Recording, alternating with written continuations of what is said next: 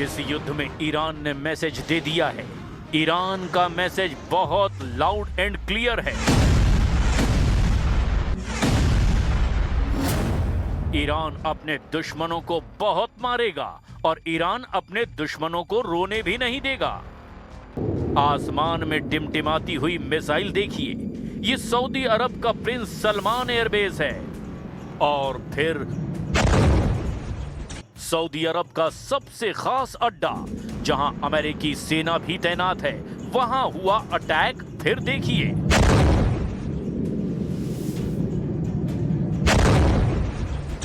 Dubai airport पर हुआ हमला।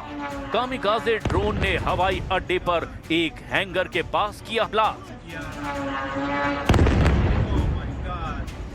इस धुएं में इतनी ताकत है कि हर खाड़ी देश में टनों वजन का खौफ पैदा कर सकता है।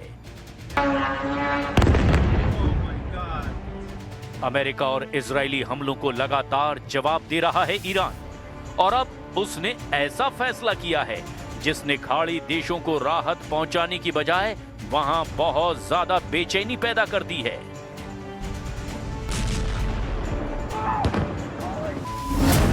ईरान का फैसला है कि अब वो खाड़ी देशों पर हमला नहीं करेगा, लेकिन शर्त रखी है, ये फैसला तब तक लागू रहेगा जब तक खाड़ी देशों की जमीन से ईरान पर हमला नहीं होता। अब सवाल ये है, क्या अमेरिका इस शर्त को मानेगा? क्योंकि अमेरिका के ज्यादातर हमले खाड़ी देशों में मौजूद अड्डों से ही अंजाम दिए जा रहे हैं। قصد تجاوز به کشورهای همسایه نداریم. همان گونه که بارها و بارها گفتم اونا برادران ما هستن. ما با این عزیزان در منطقه باید دست به دست هم بدیم و صلح و آرامش رو برقرار بکنیم و امیدوارم این اتفاقاتی که افتاده در تصمیمی که ما دیروز در شورای موقت رهبری ما گرفتیم، यानी हमला होगा तो जवाब मिलेगा, और पलटवार ऐसा होगा कि दुबई से लेकर रियाद तक दहलेगा। ईरान ने एक बार फिर मिसाइल लॉन्च करते हुए दिखाई है। इसमें खुर्रम शहर भी है, इसमें खैबर शिकन भी है, और इसमें फतह भी है। ईरान बता रहा है कि मिसाइल गोदाम भरे पड़े हैं, मिसाइल अड्डे लगातार काम कर रहे हैं और उनका बाल भी बाका नहीं हुआ। ईरान की इसी ताकत ने अमेरिका को बहुत ज्यादा परेशान करके रखा हुआ है और इजराइल की तो कमर ही तोड़ डाली है। लेकिन ईरान की इस ताकत को खत्म करने के लिए डोनाल्ड ट्रंप ने एक बड़ा फैसला किया है। ईरान के ऐसे ही अड्डों को मिसाइलों का कब्रिस्तान बनाना चाहता है अमेरिका। इसीलिए रिवॉल्यूशनरी गार्ड्स को डराने के लिए अब अमेरिका ने उतार दिया है काला दैत, जो कारपेट बॉम्बिंग करने में उस्ताद माना जाता है। डोनाल्ड ट्रंप ने अब अपना सबसे बड़ा बॉम्बर ब्रिटेन से लॉन्च करने का फैसला किया है।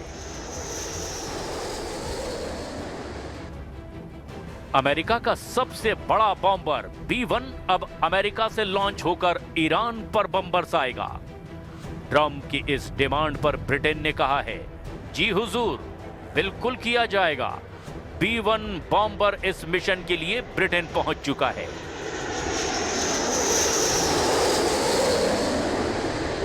अमेरिका के पास 60 से ज्यादा B-1 बॉम्बर हैं। ये 34,000 किलो के बम या 24 क्रूज मिसाइल लेकर उड़ सकता है। रफ्तार 1,500 किलोमीटर प्रति घंटा है। ये सुपरसोनिक रफ्तार है। B-1 बॉम्बर अमेरिका का सबसे भरोसेमंद और उसकी बॉम्बर्स वाली फ्लीट का वर्कहॉर्स कहा जाता है। ये सबसे तेज रफ्तार से उड़कर दुनिया की किसी भी लोकेशन पर पहुंच सकता है। ये ऐसा काला दैत्य है जो अकेले के दम पर कई मोर्चों पर ईरान की ताकत को एक झटके में खत्म कर सकता है। Because we are completely decimating them.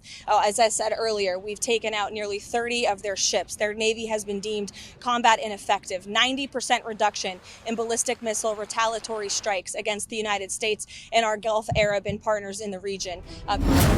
अब सवाल ये है कि ब्रिटेन से उड़कर B-1 बॉम्बर अगर ईरान पर हमला करता है तो क्या ईरान लंदन पर पलटवार करेगा? ईरान से ब्रिटेन की दूरी है करीब 4,000 किलोमीटर। क्या इतनी दूरी तक ईरान वार कर सकता है?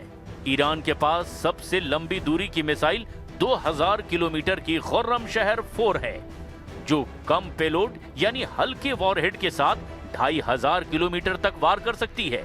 वहीं ईरान के कामिकाज़े ड्रोन शाहिद 136 और RS-2 ड्रोन की रेंज 2000 किलोमीटर है और वो भी हल्के वॉरहेड के साथ 2500 किलोमीटर दूर तक वार कर सकते हैं। ऐसे में ईरान ब्रिटेन के उन अड्डों को टारगेट करेगा जो उसकी जद में हैं। इसमें सबसे करीब साइप्रस है, जहां ब्रिटेन के 2 बड़े मिलिट्री अड्डे हैं। ये आराम से ईरान के मिसाइलों का टारगेट बन सकते हैं और ईरान ने वादा किया है कि अपने उन दुश्मनों के अड्डों को वो नहीं बख्शेगा जो अमेरिका के हमले लॉन्च करने में मदद करेंगे। ईरान ट्रेलर रोज दिखा रहा है।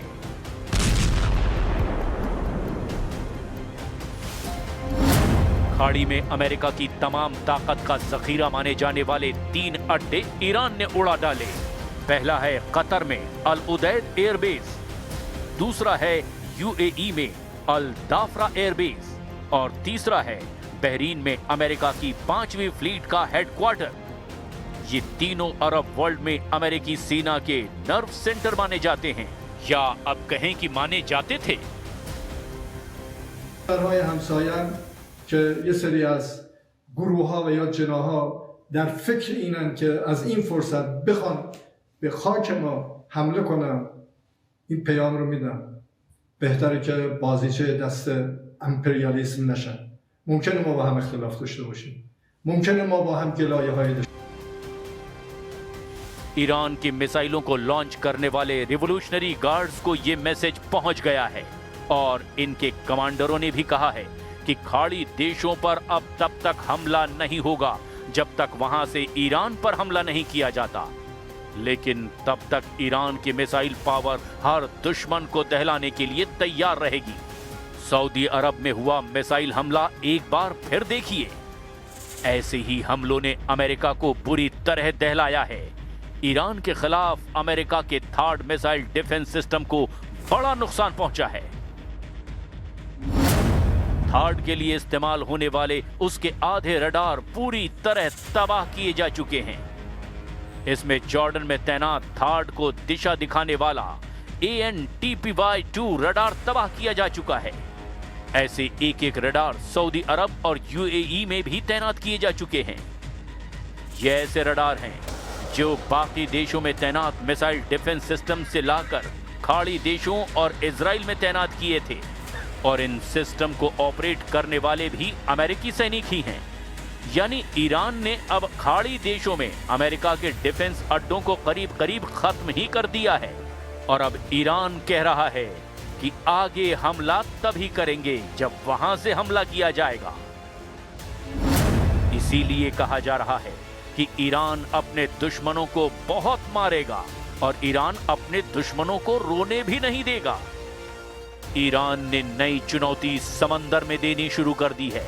इसके लिए अब स्ट्रेट ऑफ हॉर्मुज को लेकर IRGC यानी रिवोल्यूशनरी गार्ड्स ने अमेरिका को चैलेंज कर दिया है। ईरान की नेवी करीब करीब खत्म हो चुकी है, लेकिन अमेरिकी बेड़े की तरफ क्रूज मिसाइल दागकर उसने कैरियर डुबोने वाला इरादा भी फिर जाहिर कर दिया है। IRGC ने कहा है कि हॉर्मुज में अपने जहाजों को एस्कॉर्ट करने के लिए ट्रंप का स्वागत है। अगर अमेरिका में हिम्मत है तो ऐसा करके दिखाएं, फिर देखते हैं क्या होता है।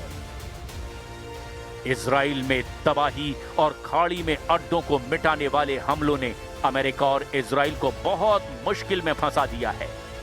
ट्रंप और नेतन्याहू को ईरान को घुटनों पर लाने के लिए कुछ ऐसा करना होगा जिससे उनकी ताकत का फिर से लोहा माना जाए, क्योंकि ईरान के पलटवार ने बता दिया कि लीडरशिप खत्म होने के बाद भी वो कमजोर नहीं पड़ा है।